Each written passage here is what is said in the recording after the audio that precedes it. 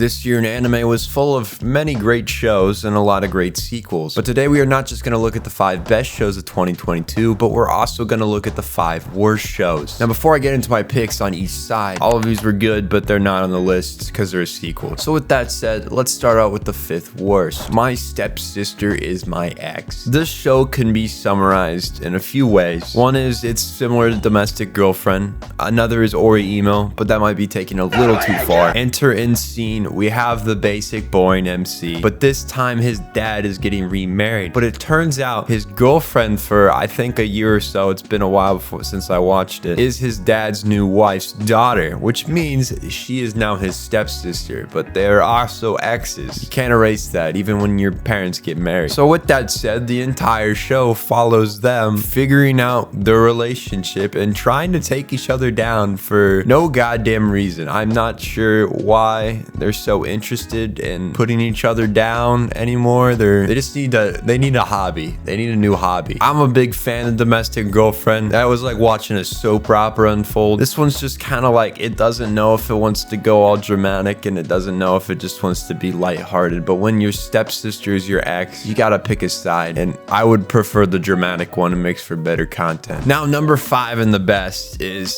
a bit of a tie. I'll just say both and you'll see why. Dress Up Darling and Shikimori. Both of these are my favorite lighthearted rom-coms of the year. We have 2 lovely people in each anime in a blossoming relationship. What a great time to be alive. You have Gojo and Marin in Dress Up Darling. It's fun.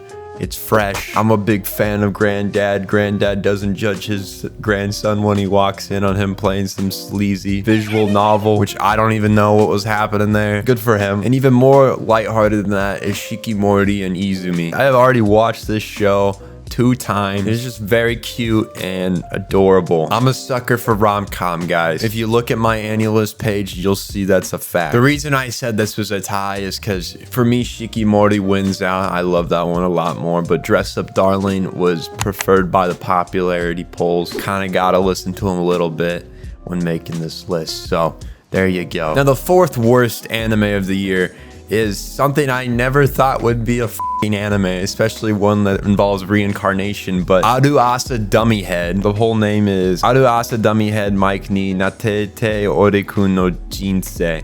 I don't know what the some of that means. It did end up getting a 46%. That's pretty horrendous. To give you a summary of what this show entails, I can easily put it in probably a sentence. A guy is reincarnated as one of those foam heads people use in ASMR, and he's a foam head in like a ASMR club in a high school. That is the show. It is by far the weirdest thing I have watched.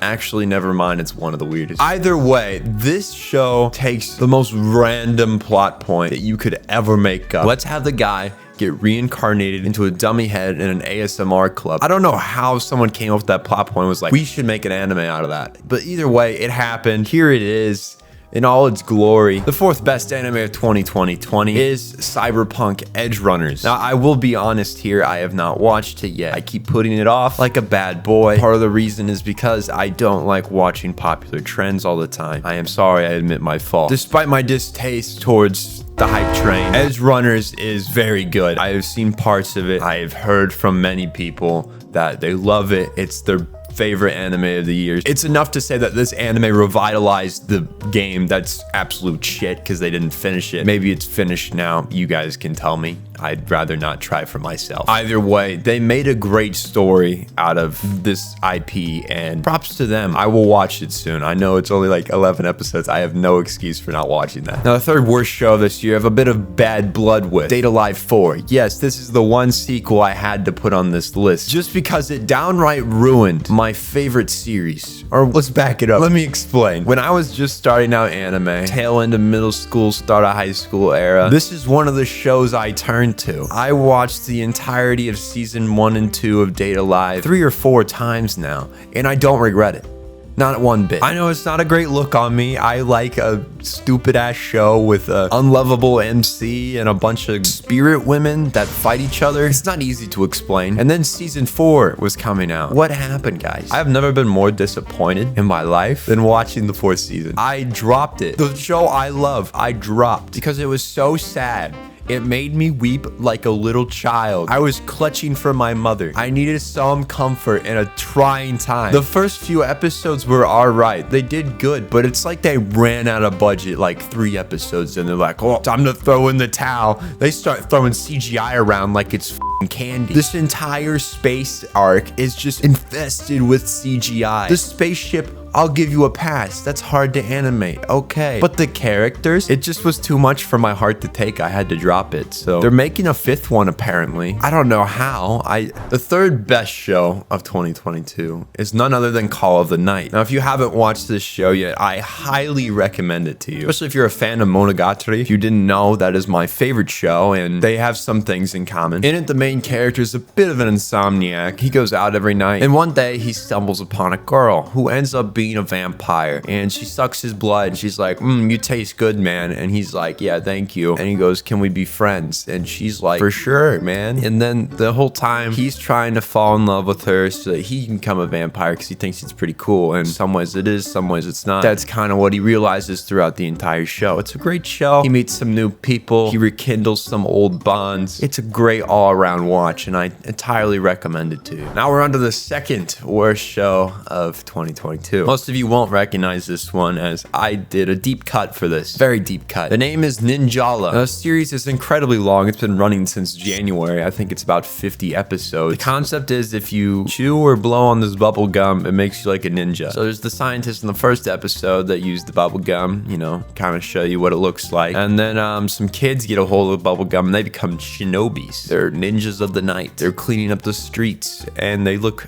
very cool. And the show isn't like horrendous or anything, but it's very, very basic. It's a weekly anime. It's been running forever, so that, you know, tells you the production quality that lies in that. And the plot is absolutely just boring. I'm probably being too much of an ass nitpicking a show for 7-year-olds, but here I am doing it anyway. I got a 45 on Annie list. That's pretty bad. It reminds me of Boruto, but somehow worse. Somehow you took garbage and you made it nuclear waste. How you got from one to the other, no one knows, but you did anyway. Good job. Now, the 2nd best anime of the year is none other than Chainsaw Man. And you may have thought this might be number 1, but it's not, and you'll know why later. Chainsaw Man centralizes around a boy and his dog that's also a chainsaw devil who fuse together and become the Chainsaw Man. After that, he's taken by the Public Safety Bureau and he becomes one of their servants, basically hunting devils down for them instead of Yakuza who ended up killing him. Now, props to Mappa for this one. You guys have so much under your belt right now. I don't know how you're not busting at the seams, running out the building, screaming for a breath of fresh air, to see the green grass for once. These guys have undertaken One Punch Man Season 3, Jujutsu Kaisen Season 2, Chainsaw Man, Attack on Titan Final Part 3. They have all of these shows that are big tickets coming out. Pat on the back for you, Mappa. Looking forward to seeing your next projects and great job on this one. Now, the number 1 almighty worst show of 2022 is none other than Rusted Armors. I have never seen something so down atrocious before. Now, when I was looking to make this list, I needed to find the absolute worst show for number 1. It had to be a deep cut. It had to be the worst thing anyone's seen on the planet. Boy, did I find that. I watched 3 episodes of this. There goes an hour of my life I'll never get back. The hard part of giving you a summary of this show is that I couldn't even gather it when I was watching it. I was so focused on the entirely terrible animation that was being thrown at my eyeballs like sharp knives. You see this stuff, you wonder how they got away with it. Apparently, this show is based on a play, a stage play. It's something about like a warlord and a mercenary group fighting each other. I don't really know. I was giggling my booty off trying to watch this show. Watching this man swing his sword is like watching a newborn baby with a knife. It got a 25%. Everyone hated this show, it looks like. I am sorry for anyone involved.